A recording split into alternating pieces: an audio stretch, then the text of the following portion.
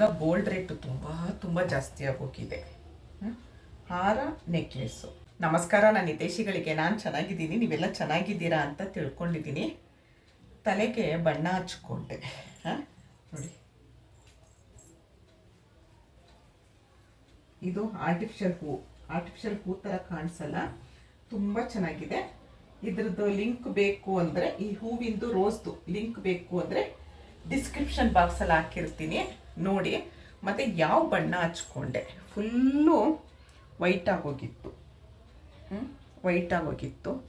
ಯಾವ ಬಣ್ಣ ಹಚ್ಕೊಂಡೆ ಏನು ಅಂತ ಮುಂದೆ ವಿವರವಾಗಿ ತಿಳಿಸ್ಕೊಡ್ತೀನಿ.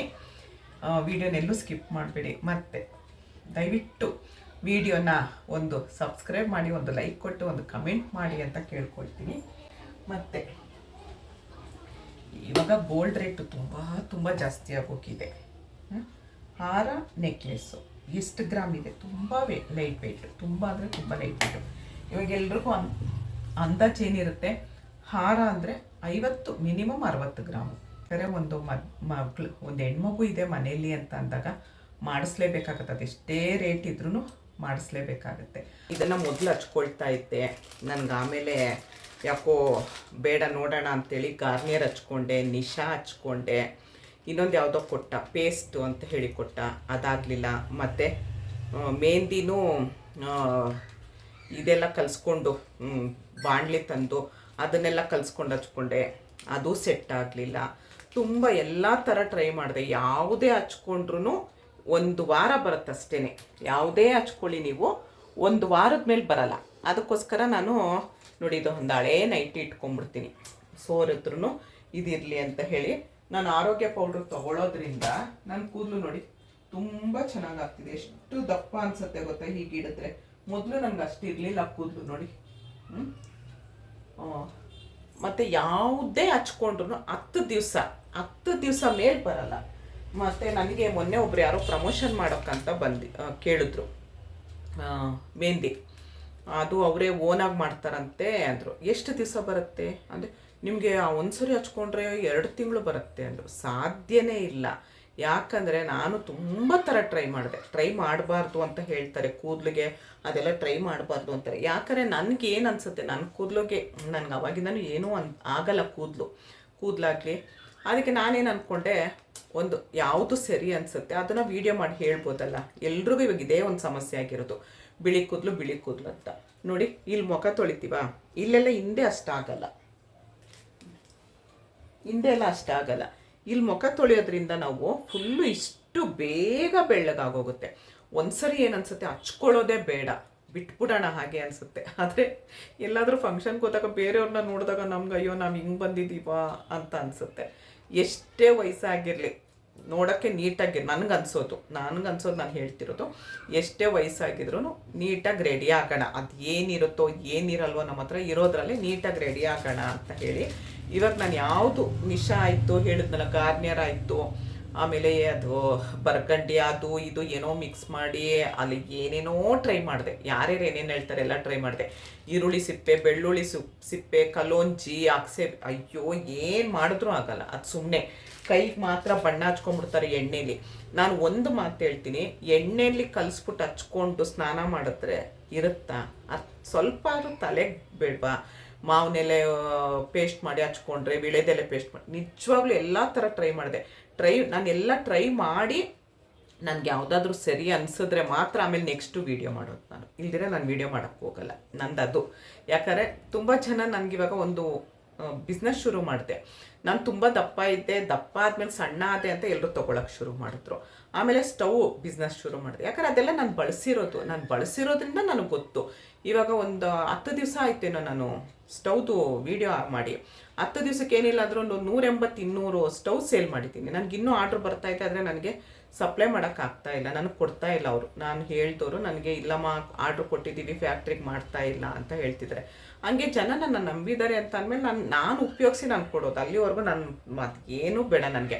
ಮೊನ್ನೆ ಅದು ಹೇಳಿದ್ನಲ್ಲ, ಪ್ರಮೋಷನ್ಗಂತ ಬಂದರು, 2 ಮಾಡಿ ನೀವು, ನಿಮ್ಮದು ಚೆನ್ನಾಗಿ ವ್ಯೂಸ್ ಇದೆ, ಬರೀ ನಿಮ್ಮದ್ರಲ್ಲಿ ಲೇಡೀಸ್ ಜಾಸ್ತಿ ಇದ್ದಾರೆ ಅಂದರು. ಇಲ್ಲ, ನೀವು ಎಷ್ಟೇ 1000 ಕೊಡ್ತೀನಿ, ನಾನು ಅದಕ್ಕೆ ಯಾವುದೂ ಪ್ರಮೋಷನ್ ಒಪ್ಕೊಂತ ಇಲ್ಲ. ನನಗೆ ತುಂಬ ಪ್ರಮೋಷನ್ ಬರ್ತಾ ಇದೆ.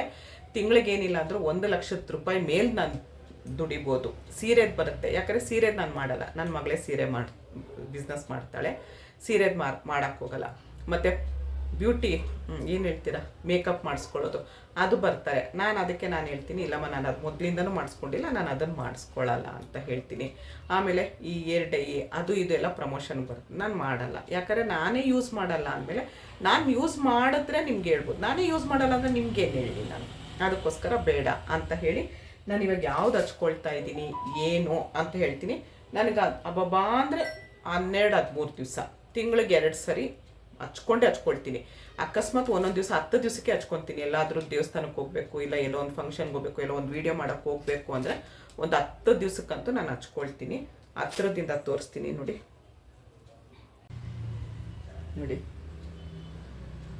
ಕೂದಲು ನಾನು ನಂದು ಆರೋಗ್ಯ ಪೌಡರ್ ಎಲ್ಲ ತೊಗೊಳ್ತಾ ಇದ್ದೀನಲ್ಲ, ಮತ್ತು ನನ್ನ ಕೂದಲಿಗೆ ಮೆಂತೆ, ಕರಿಬೇವು, ಮೊಸರು ಎಲ್ಲ ಕಲಿಸ್ಕೊಂಡು ಹಚ್ಕೊಳ್ಳೋದು. ನನಗೆ ಎಷ್ಟೇ ಬ್ಯುಸಿ ಇದ್ರೂ ನಾನು ಕೂದಲಿಗಾಗಲಿ ಮುಖಕ್ಕಾಗಲಿ ಆರೈಕೆ ಮಾಡ್ಕೊಳ್ತೀನಿ. ಹೀಗಾಗಿರುತ್ತೆ, ಕಾಣಿಸ್ತಿದ್ಯಾ? ಹೀಗಾಗಿರುತ್ತೆ. ಈಗಾಗಲೇ ನಾನು ಯುಗಾದಿ ಹಬ್ಬದಕ್ಕಿಂತ ಮುಂಚೆ ಹಚ್ಕೊಂಡಿತ್ತು, ಹೀಗಿರುತ್ತೆ. ಈಗ ಯಾವ್ದು ಹಚ್ಕೊಳ್ತೀನಿ, ಎಷ್ಟು ರೂಪಾಯಿ ನನಗೆ ಖರ್ಚಾಗುತ್ತೆ ಅಂತ ತೋರಿಸ್ತೀನಿ ನೋಡಿ. ನಾನು ಓಪನ್ ಮಾಡಿದ್ಮೇಲೆ ನನಗೆ ವಿಡಿಯೋದು ನೆನಪಾಯಿತು. ನಾನು 3 ಪ್ಯಾಕೆಟ್ ಹಾಕ್ಕೊಳ್ತೀನಿ ನೋಡಿ, 2 3 ಪ್ಯಾಕೆಟು ಇದನ್ನ ಹಾಕಿ ಈ ಥರ ಕಲಸಿಟ್ಕೊಂಡಿರ್ತೀನಿ. ನಾನೊಂಚೂರು ನೀರು ಹಾಕ್ಕೊತೀನಿ. ನಾನು ಹಚ್ಕೊಳ್ಳೋ ರೀತಿ ನಾನು ಹೇಳ್ತಿರೋದು, ನನಗೆ ಬರೀ ಪೇಸ್ಟ್ ಆದರೆ ಹಚ್ಕೊಳ್ಳೋಕ್ಕಾಗಲ್ಲ. ನಾನು ಹಚ್ಕೊಳ್ಳೋದೆ ಸ್ಟ್ರೀಕ್ಸು. ಇದು ನೋಡಿ 22 ರೂಪಾಯಿ. ನಾನು 3 ಪ್ಯಾಕೆಟ್ ಹಾಕ್ಕೊಳ್ತೀನಿ, 66 ರೂಪಾಯಿ. ನಾನೇ ಹಚ್ಕೊಳ್ಳೋದು. ನಾನು ಇವತ್ತವರೆಗೂ ಪಾರ್ಲರ್ಗೆ ಹೋಗಿಲ್ಲ ಹಚ್ಚಿಸ್ಕೊಳ್ಳೋದಕ್ಕೆ. ಹಚ್ಚಿಸ್ಕೊಳ್ಕೋಕೆ 150-200 ರೂಪಾಯಿ ಕೇಳ್ತಾರೆ. ನನ್ನ ಹತ್ರ ದುಡಿತಾ ಇದ್ರೂ ನಾನು ಮೊದಲಿಂದನೂ ನನಗಿದೇ ಅಭ್ಯಾಸ. ನನಗೆ ಪಾರ್ಲರು ನಾನು ಏನಕ್ಕೂ ಹೋಗಲ್ಲ ನಾನು, ಆಯಿತಾ. ಯು ಶೇಪ್ ಮಾಡ್ಸೋಕೆ ಒಂದು ಹೋಗಿದೆ ಅಷ್ಟೇ. 6 ತಂದಿರ್ತೀನಿ, 3 ಇವಾಗ ನೋಡಿ ಇಲ್ಲಿ ರೆಡಿ ಮಾಡಿ ಇಟ್ಕೊಂಡಿದ್ದೀನಿ. ಅವರೇ ಇದಕ್ಕೆ ಇದು ಕೊಟ್ಟಿರ್ತಾರೆ, ಗ್ಲೌಸ್ ಕೊಟ್ಟಿರ್ತಾರೆ. ಹೀಗೆ ನಾನು ಇದನ್ನು ಇವಾಗ ಹೇಗೆ ಹಚ್ಕೊಳ್ಳೋದು ಅಂತ ತೋರಿಸ್ತೀನಿ ನೋಡಿ. ಈ ಥರ ಮಾಡಿಟ್ಟಿರ್ತೀನಿ ನಾನು. ನೋಡಿದ್ರೆ ನಾನು ಹಚ್ಕೊಳ್ಳೋದೆ 66 ರೂಪಾಯಿಲಿ ಕೆಲಸ ಆಗುತ್ತೆ. ಇವಾಗ ಗಾರ್ನಿಯರ್ ತಂದೆ ಒಂದು ಸರಿ, ನನಗಿದು ಅವನು ಟ್ರೈ ಮಾಡೋಣ ಅಂತ ಗಾರ್ನಿಯರ್ ತಂದ ನೋಡಿ. ಈ ಥರ ಹಮ್ಕೊಳ್ತೀನಿ. ಇನ್ನೂ ಸ್ವಲ್ಪ ಇತ್ತು, ತಕ್ಷಣ ವೀಡಿಯೋದು ನೆನಪಾಯಿತು ನನಗೆ. ಗಾರ್ನಿಯರ್ ತಂದ, ತಗೊಳ್ಳಿ ಅಕ್ಕ ಅಂದ. ನನಗೆ ಗಾರ್ನಿಯರು ಹಚ್ಕೊಂಡೆ, ಅದು ನನಗೆ ಸೆಟ್ ಆಗಲಿಲ್ಲ. ಗಾರ್ನಿಯರ್ ಅಂತೂ ಬೇಗ ಹೊರಟೋಯ್ತು. ನನಗಿದೇ ಒಂದು ಅವಾಗಿಂದನೂ ಸ್ಟ್ರೀಕ್ಸ್ ಅಂತ ಅದೇ ಹೇಳಿದ್ನಲ್ಲ, ಎಲ್ಲ ಥರ ಟ್ರೈ ಮಾಡಿಬಿಟ್ಟೆ. ಎಲ್ಲ ಥರ ಟ್ರೈ ಮಾಡಿ ಕೊನೆಗೆ ಇದೊಂದಕ್ಕೆ ಬಂದಿದ್ದೀನಿ ನಾನಿವಾಗ. ಇನ್ನೊಂದು ಚಿಕ್ಕ ಸ್ಟೂಲ್ ಇಟ್ಕೊಳ್ತೀನಿ, ಇಲ್ಲಿ ಕನ್ನಡಿ ಇದೆ. ಈ ಥರ ನೋಡಿಕೊಂಡು ಫಸ್ಟು ಈಗ ತೆಕ್ಕೊಳ್ತೀನಿ.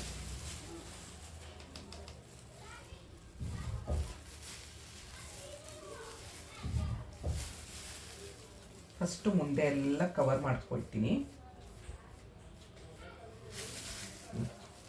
ಈ ಥರ ಮುಂದೆ ಎಲ್ಲ ಕವರ್ ಮಾಡ್ಕೊಳ್ತೀನಿ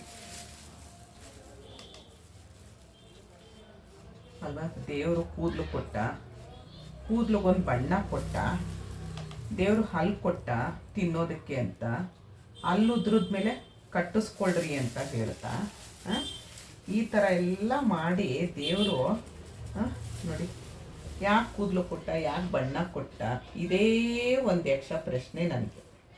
ನಿಮಗೂ ಹಾಗೆ ಅನಿಸುತ್ತಾ? ನಾನು ಹಚ್ಕೊಳ್ಳೋವರೆಗೂ ಒಂದು ಹಾಡು ಹೇಳ್ಬಿಡ್ತೀನಿ. 2 ಆಗುತ್ತೆ, 2 in 1 ಆಗುತ್ತೆ. ನಗುವ ನಯನ ಮಧುರ ಮೌನ ಬಿಡಿವ ಹೃದಯ ಹಿರೆ ಮಾತೇಕೆ ಹೊಸ ಭಾಷೆಯಿದು ರಸ ಕಾವ್ಯವಿದು ಇದ ಹಾಡಲು ಕವಿ ಬೇಕೆ. ನಗುವ ನಯನ ಮಧುರ ಮೌನ ಮಿಡಿವ ಹೃದಯ ಹಿರೆ ಮಾತೇಕೆ. ನಿಂಗಾಗಿ ಹೇಳುವೆ ಕತೆ ನೂರನು, ನಾನಿಂದು ನಗಿಸುವೆ ನಿನ್ನನು, ಕಣ್ಣಲ್ಲಿ ಕಾಣುವೆ ಮನದಲ್ಲಿ ಹುಚ್ಚೆತ್ತ ಹಂಗನಸಲು ಜೊತೆಯಾಗಿ ನಡೆವೆ ನಾ ಮಳೆಯಲು ಬಿಡದಂತೆ ಹಿಡಿವೆ ಈ ಕೈಯಲು ಗೆಳೆಯ ಜೊತೆಗೆ ಹಾರಿ ಬರುವೆ ಬಾನ ಎಲ್ಲೆ ದಾಟಿ ನಲಿವೆ ಮಧುರ ನಗುವ ನಯನ ಮಧುರ ಮೌನ ಮಿಡಿವ ಹೃದಯ ಹಿರೆಮಾತೇಕೆ ಈ ರಾತ್ರಿ ಹಾಡೋ ಪಿಸು ಮಾತಲಿ ನಾ ಕಂಡ ಇನಿದಾದ ಸವಿರಾಗವ ನೀನಲ್ಲಿ ನಾನಲ್ಲಿ ಕಾಂತದಿ ನಾ ಕಂಡೆ ನಿನ್ನದೆ ಹೊಸ ಲೋಕವ ಈ ಸ್ನೇಹ ತಂದಿದೆ ಎದೆಯಲ್ಲಿ ಎಂದೆಂದು ಅಳಿಸದ ರಂಗೋಲಿ ಆಸೆ ಹೂವ ಆಸೆ ಕಾಲೆ ನಡಿನಿ ಕನಸ ಹೊಸಕಿ ಬಿಡದೆ ನಗುವ ನಯನ ಮಧುರ ಮೌನ ಮಿಡಿವ ಹೃದಯ ಹಿರೆಮಾತೇಕೆ ಹೊಸ ಭಾಷೆಯಿದು ರಸ ಕಾವ್ಯವಿದು ಇದ ಹಾಡಲು ಕವಿ ಬೇಕೆ ಲಲಲ ಲಲಲ ಲಲಲ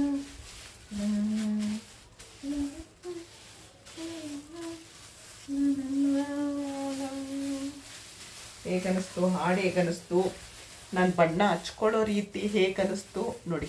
ಈ ಥರ ನಾನು ಹಚ್ಕೊಳ್ತೀನಿ ಫುಲ್ಲು. ಈ ನಾವು ಎಣ್ಣೆ ಹಚ್ಕೊಳ್ಳಲ್ವಾ ಆ ಥರ ಹೀಗೆ ಮಾಡಿ ನೋಡಿ ಈ ಥರ. ತುಂಬ ಚೆನ್ನಾಗಿದೆ ಅಲ್ವಾ ಪಲ್ಲವಿ ಅನ್ನೋ ಪಲ್ಲವಿದು.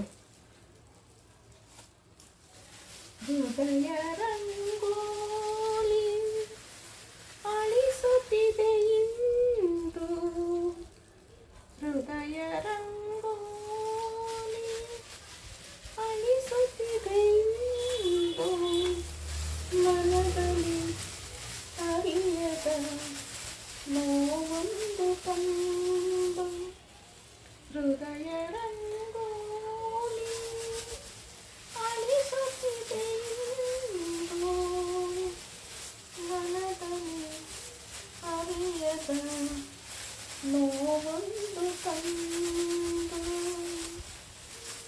ಚೆನ್ನಾಗಿದೆಯಲ್ಲ ಇದನ್ನು ನೋಡಿ. ಲಾಸ್ಟಲ್ಲಿ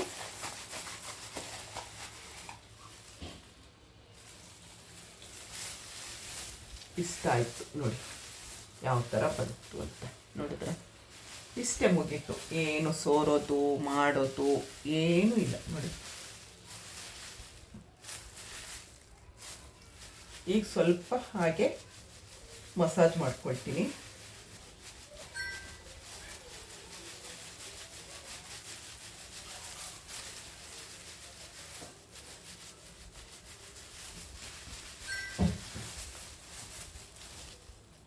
ಇದಕ್ಕಂತ ಒಂದು ಬಾಚಣಿಗೆ ಇಟ್ಕೊಂಡಿರ್ತೀನಿ, ದೂರ ದೂರ ಹಲ್ಲಿರೋದು. ನಿಧಾನವಾಗಿ ಬಾಚ್ತೀನಿ, ಅವಾಗ ಎಲ್ಲ ಕಡೆನೂ ನಿಮಗೆ ಸ್ಪ್ರೆಡ್ ಆಗುತ್ತೆ. ಆಮೇಲೆ ತಲೆಗೆ ಸ್ನಾನ ಮಾಡಿದಾಗ ತುಂಬ ಚೆನ್ನಾಗಾಗುತ್ತೆ. ಆಮೇಲೆ ಇದು ಶಾಂಪು ಹಾಕಬೇಡಿ ಇವತ್ತು, ಆಯಿತಾ? ನಾನು ಇವತ್ತು ಶಾಂಪು ಹಾಕಲ್ಲ, ನಾಳೆನೂ ಹಾಕಲ್ಲ, ನಾಡಿದ್ದು ಮಾಡ್ತೀನಿ. ನೆನ್ನೆ ನಾನು ತಲೆಗೆ ಎಣ್ಣೆ ಹಚ್ಕೊಂಡು ಸ್ನಾನ ಮಾಡಿರ್ತೀನಿ. ಕಲರ್ ಹಚ್ಕೊಳ್ಳೋ ಮುಂಚೆ ನಾನು ಎಣ್ಣೆ ಹಚ್ಕೊಂಡು ಚೆನ್ನಾಗಿ ಮಸಾಜ್ ಮಾಡ್ಕೊಂಡು ಬಿಟ್ಬಿಟ್ಟು ಸ್ನಾನ ಮಾಡಿರ್ತೀನಿ. ಇವತ್ತು ಶಾಂಪು ಹಾಕಲ್ಲ ನೋಡಿ. ಈ ಥರ ನೀವು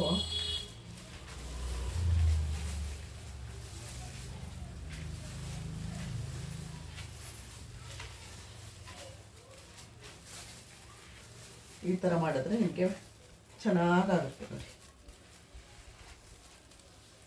ಈ ಥರದ್ದೇ ಬಾಚಣಿಗೆ ತೊಗೊಳ್ಳಿ, ಅಂದರೆ ಹತ್ರ ಹಲ್ಲಿಂದು ತೊಗೊಬೇಡಿ, ಕೂದಲು ಹೋಗುತ್ತೆ.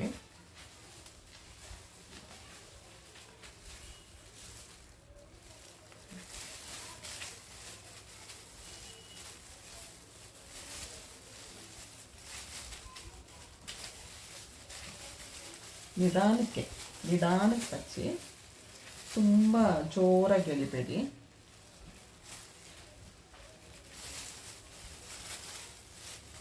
ಎಲ್ಲ ಟ್ರೈ ಮಾಡಿದೆ.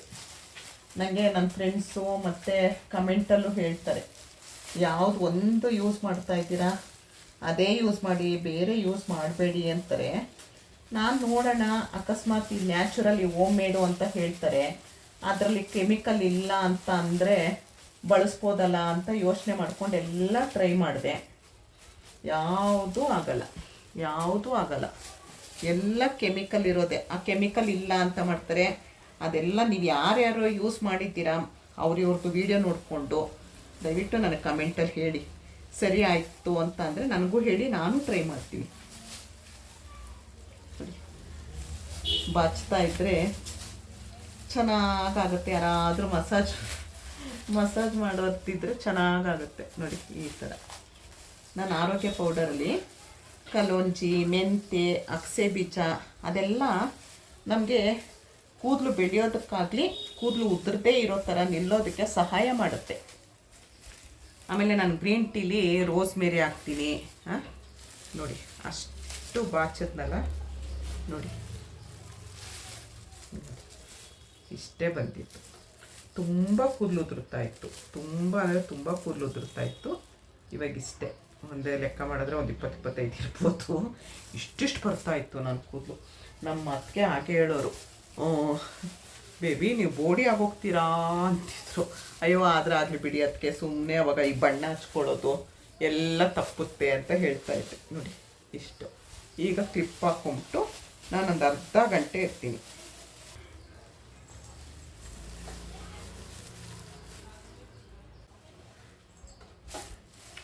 ಒಣಗಿದ ಮೇಲೆ ಸ್ನಾನ ಮಾಡ್ಕೊಂಡು ಬಂದಮೇಲೆ ಹೇಗೆ ಕಾಣಿಸ್ತು ಅಂತ ಹೇಳ್ತೀನಿ. ಇಷ್ಟು ಒಣಗಿದೆ.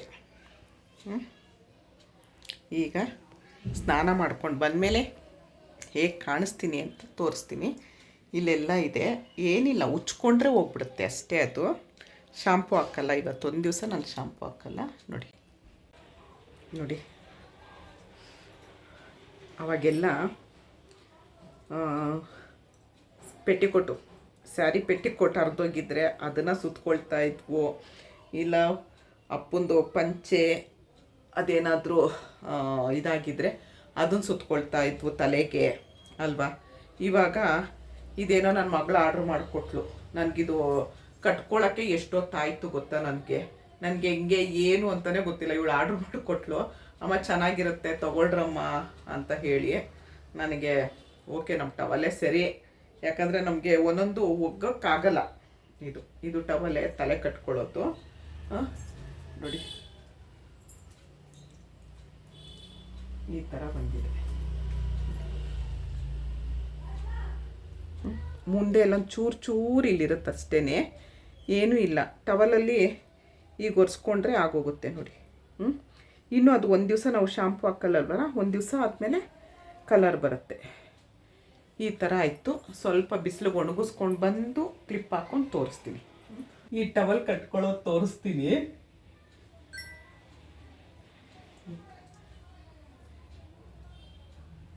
ನನಗೂ ಅಷ್ಟು ಕರೆಕ್ಟಾಗಿ ಬರಲ್ಲ, ಬಂದಷ್ಟು ತೋರಿಸ್ತೀನಿ.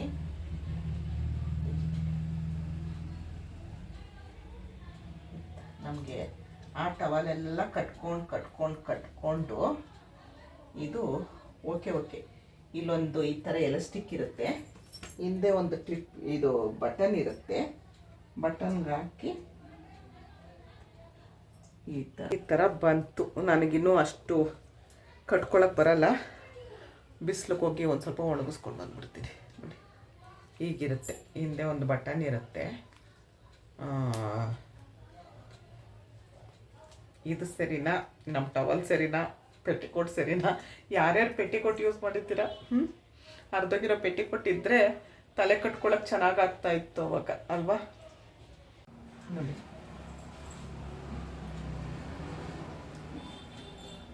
ಎಷ್ಟು ಚೆನ್ನಾಗಾಯ್ತು.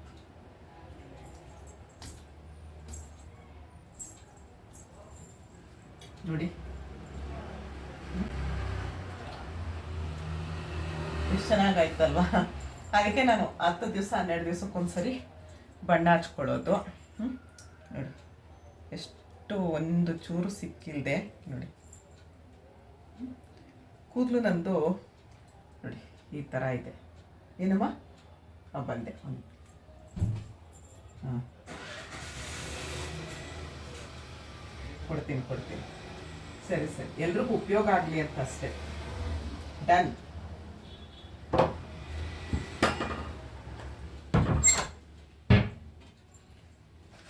ನಮ್ಮ ಗೊತ್ತಿರೋರು ಇಲ್ಲಿ ಒಬ್ರದ್ದು ಮತ್ತೆ ಇವಾಗೆಲ್ಲ ತುಂಬ ಚಿನ್ನದ ರೇಟ್ ಜಾಸ್ತಿ ಇದೆಯಲ್ವಾ, ಅವರು ಮಕ್ಕಳಿಗೆ ಇವಾಗೆಲ್ಲ ತುಂಬ ಚಿನ್ನದ ರೇಟು.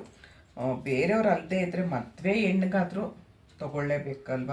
ಒಂದು ಮದುವೆ ಮನೆ ಅಂತ ಅಂದಮೇಲೆ ಹುಡುಗಿಗೆ ಕೊಡಲೇಬೇಕು. ಇದು ಹಾರ ನೆಕ್ಲೆಸ್ಸು ಎಷ್ಟು ಗ್ರಾಮ್ ಇದೆ ಅಂತ ನಾನು ಮುಂದಿನ ವೀಡಿಯೋದಲ್ಲಿ ತಿಳಿಸ್ತೀನಿ. ಅಲ್ಲಿವರೆಗೂ ವೆಯ್ಟಿಂಗು. ಅವ್ರಿಗೆ ಹೇಳಿದೆ ಒಂಚೂರು ಕೊಡಿ, ಯಾಕಂದರೆ ಹಾರ ಅಂತ ಅಂದರೆ 50 ಗ್ರಾಮು 60 ಗ್ರಾಮು ಬೇಕು ಅಲ್ವಾ. ಇದು ತುಂಬ ಕಡಿಮೆಲಿ ಮಾಡಿಕೊಟ್ಟಿದ್ದಾರೆ, ಲೈಟ್ ವೆಯ್ಟ್ ಅಂತ ಹೇಳ್ತೀರಲ್ಲ ಹಾಗೆ. ನಾನು ನೆಕ್ಸ್ಟ್ ವಿಡಿಯೋ ಮಾಡ್ತೀನಿ ಅದ್ರದ್ದು ಹೇಗೆ ಏನು ಎಷ್ಟು ಗ್ರಾಮ್ ಇದೆ ಅಂತ ಹೇಳಿ ಮಾಡ್ತೀನಿ. ಈಗ ನೋಡಿ ಈ ಥರ ಬಂತು. ನಾನು ಇದಕ್ಕೊಂದು ಹೂ ಮುಡ್ಕೊಳ್ತೀನಿ.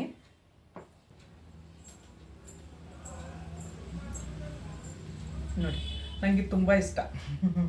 ಮೀಶೋದಲ್ಲಿ ತೊಗೊಂಡಿತ್ತು. ನಮ್ಗೆ ಅರ್ಜೆಂಟು ಹೂ ಸಿಗಲಿಲ್ಲ, ಎಲ್ಲೋ ಫಂಕ್ಷನ್ಗೆ ಹೋಗ್ತಾ ಇದ್ದೀವಿ ಅಂತ. ಆರ್ಟಿಫಿಷಿಯಲ್ ಅಂತ ಅನಿಸೋದೇ ಇಲ್ಲ. ಈ ರೋಸು ಅಷ್ಟೇ ನೋಡಿ, ಕಲರ್ ರೋಸ್ ಇದೆ. ಹೇಗನ್ನಿಸ್ತು?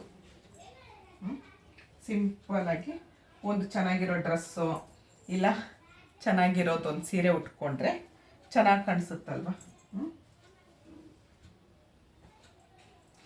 ಇಷ್ಟೊತ್ತು ಈ ವಿಡಿಯೋ ನೋಡಿದ್ರಿ. ವಿಡಿಯೋ ಸ್ವಲ್ಪ ದೊಡ್ಡದಾದ್ರೂ ನೀಟಾಗಿ ಹೇಳಿರ್ತೀನಿ. ಒಂದು ಚೂರು ಎಲ್ಲೂ ಏನೂ ಇದು ಮಾಡಬೇಡಿ, ಸ್ಕಿಪ್ ಮಾಡಬೇಡಿ.